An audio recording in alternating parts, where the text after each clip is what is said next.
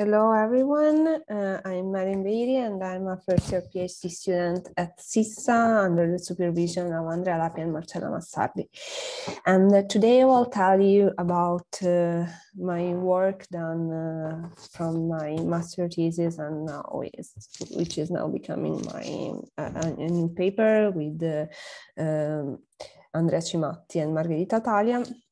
About illuminating the dark side of cosmic star formation 2 billion years after the Big Bang using radio-selected near-infrared dark sources.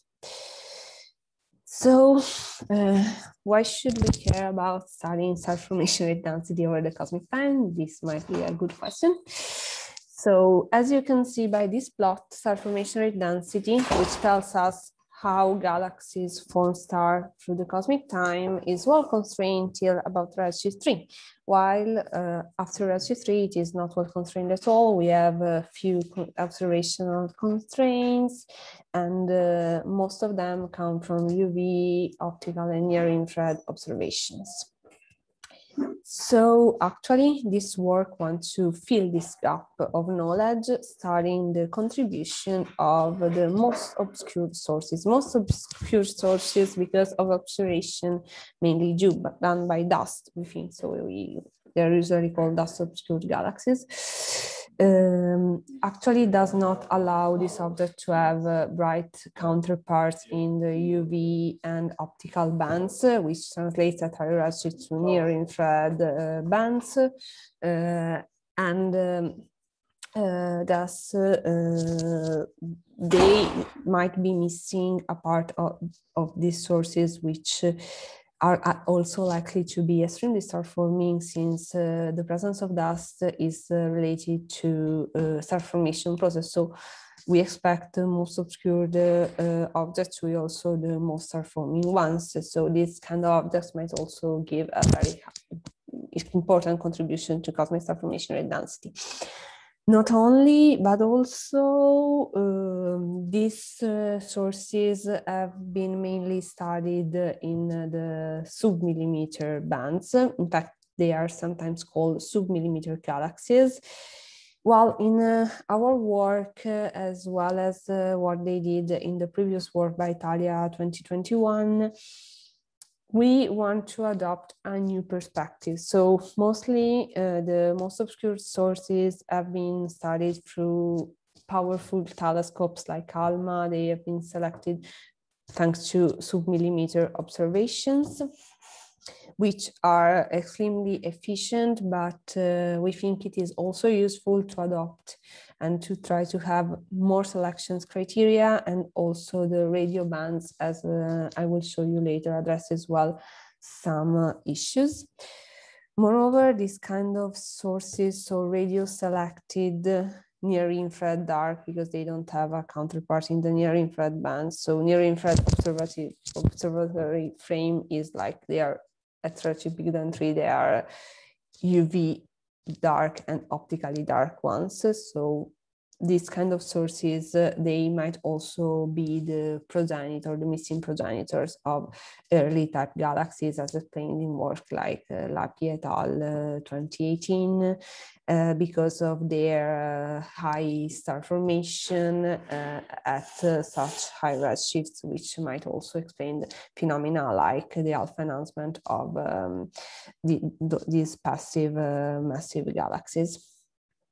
So, as I was saying before, the study of these extremely obscured galaxies is quite challenging, because we need very high resolution to go deep in redshift.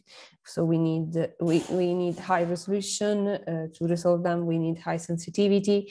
We have also to deal with cosmic variance and other biases like Malmquist bias, Arrhenius bias, and selection biases. And this is very important because, as I was saying, these sources have been mostly selected in the sub-millimeter bands. So having another selection criteria, which is in this case, the radio selection, is always extremely useful. Moreover, radio is very powerful in many ways, since it is not only not affected by dust obscuration, but radio observations are also not affected by some biases which affect submillimeter ones, which are like dust temperature bias and stuff like that.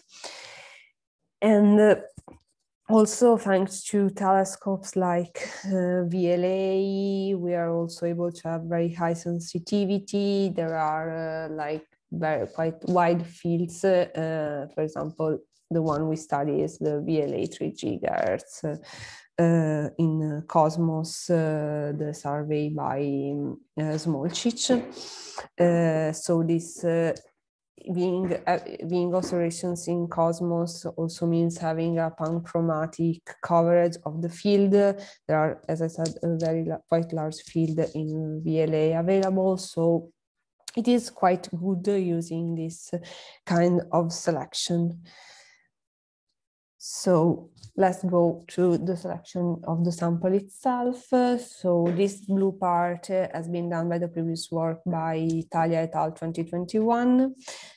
So they started by the VLA Cosmos 3 GHz large project by Smolcic. They selected only the sources with signal to noise ratio bigger than 5.5, and they selected only the ones in the ultravista good area and the ones with no multi-component. And here is a key point. They selected the ones having no counterpart in Cosmos 2015, since Cosmos 2015 is a catalog selected in the near-infrared bands.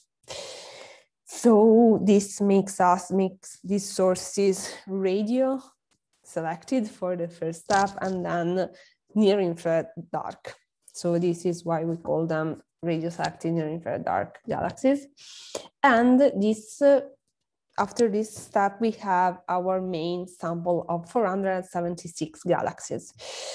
So they did this quite strict selection. It's been the first work on this sample. So obviously we are trying to go step by step in order to make have safe and reliable results.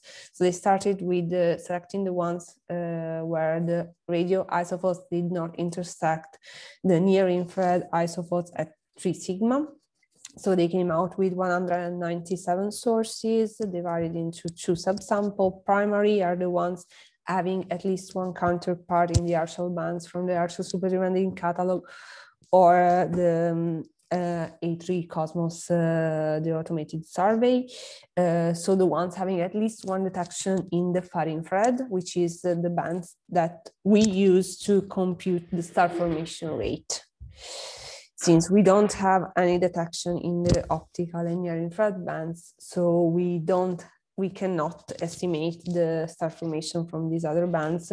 The far infrared, the infrared bands are the ones which are more reliable to us, and are the ones so we use to get our main result, which is the star formation rate density.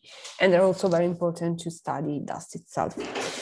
So the secondary sample sources have not been included in the estimate of the star formation rate density. While this purple part is the new work part, so the one of Behiri et al. In prep.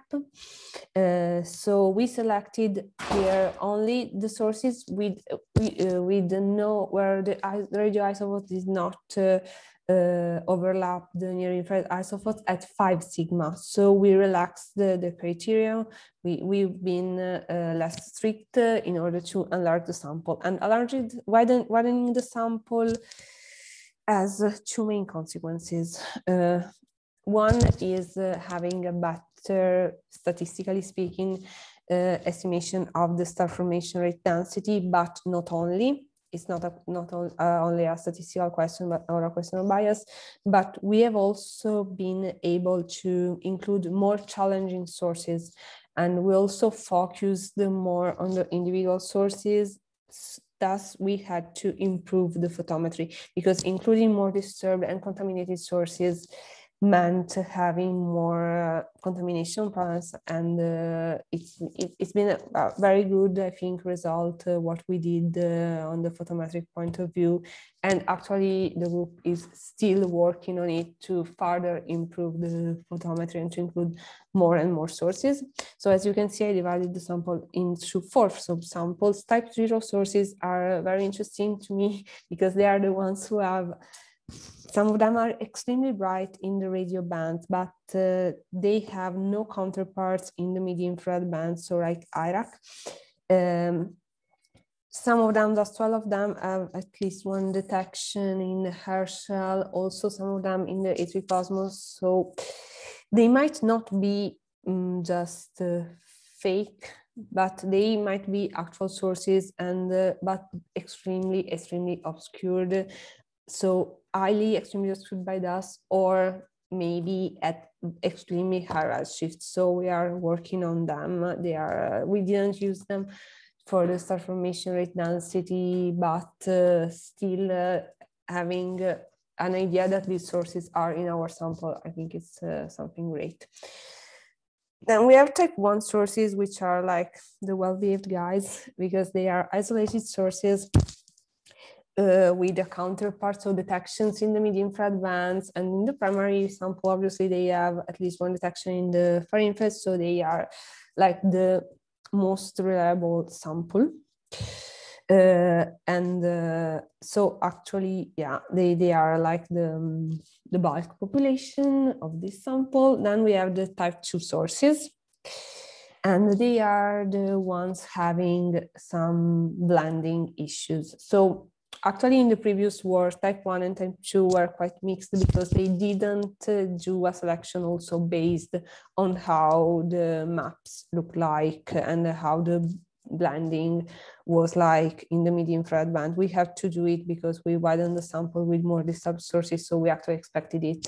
So also like type 1 sources are even more isolated than sources in the previous work. Type 2 sources are the ones for which we did the precision photometry. I used the tractor package in Python, and we had to deal and to put right priors. It's been quite challenging, but in the end, we've been able to blend all of these sources in the mid-infrared bands. Then we have the type 3 sources, which are actually like maybe they are jets or part of a radio galaxy, because they are quite bright in the radio, but they are like type 0, and they have a very bright source, another very bright source in the near infrared bands. So the radio emission might be not isolated, but related to a near infrared bright source. But also finding this has been quite interesting, because also future studies on these sources are very promising. So I did a median analysis of the sample. As you can see, this is the stacking. I found the upper limits using APT. I also used extractor for this step from the U to MIPS band, and we built up the photometry. And we gave it as input to Magfi's PhotoZ in order to compute the properties of the galaxies in the sample. As you can see, we find it a bit brighter than the Thalia 2021 and a little at higher redshift, but it is overall consistent with the previous result. It is brighter in the infrared band, but this is what we actually expected, including more contaminated sources. We also performed a study on individual sources. This is the primary sample, which is the most reliable one. And we find 33 high redshift candidates, as you can see.